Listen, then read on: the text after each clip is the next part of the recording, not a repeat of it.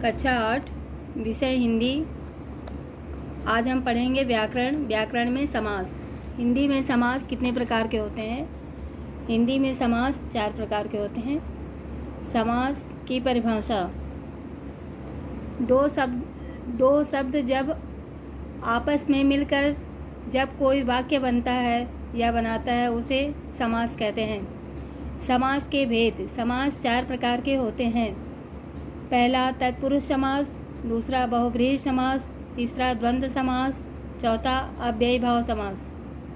पहला तत्पुरुष समास: जिस समास में दूसरा पद प्रधान होता है उसे तत्पुरुष समास कहते हैं। जैसे देश निकाला, सामासिक शब्द में दूसरा पद निकाला प्रधान है। जैसे समस्त पद और दूसरा विग्रह। स्वर्ग प्राप्त, स्वर्ग को प्राप्त। शरणागत, शरण को आगत। भूख मरा, भूख से मरा। रेखांकित, रेखा से अंकित। मन माना, मन से माना।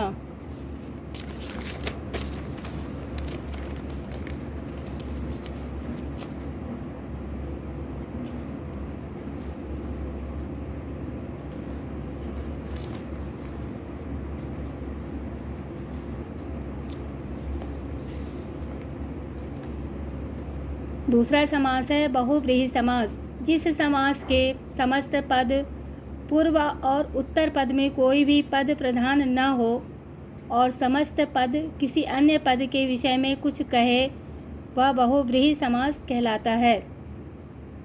बहुव्रीहि समास में यही तीसरा पद प्रधान होता है। समस्त पद और विग्रह। दशानन, 10 हैं आनन जिसके अर्थात रावण। चतुर्भुज, 4 भुजाएं हैं जिसकी अर्थात विष्णु। नीलकंठ, नीला है कंठ जिसके शिव। पीतांबर, पीले हैं वस्त्र जिसके अर्थात श्री कृष्ण। तीसरा है द्वंद्व समास। जिस समास में पूर्व तथा उत्तर पद दोनों पद प्रधान होते हों तथा समास विग्रह करने पर दोनों पदों के बीच में और अथवा या आदि शब्द आ जाए वह द्वंद्व समास होता है। जैसे समस्त पद और विग्रह में पाप पुण्य, पाप और पुण्य। थोड़ा बहुत, थोड़ा या बहुत। हार जीत, हार और जीत। सुख दुख, सुख और दुख। गंगा यमुना, गंगा और यमुना। दाल रोटी, दाल और रोटी। ऊंचा नीचा, ऊंचा या नीचा। चौथा है और अंतिम अव्ययीभाव समास।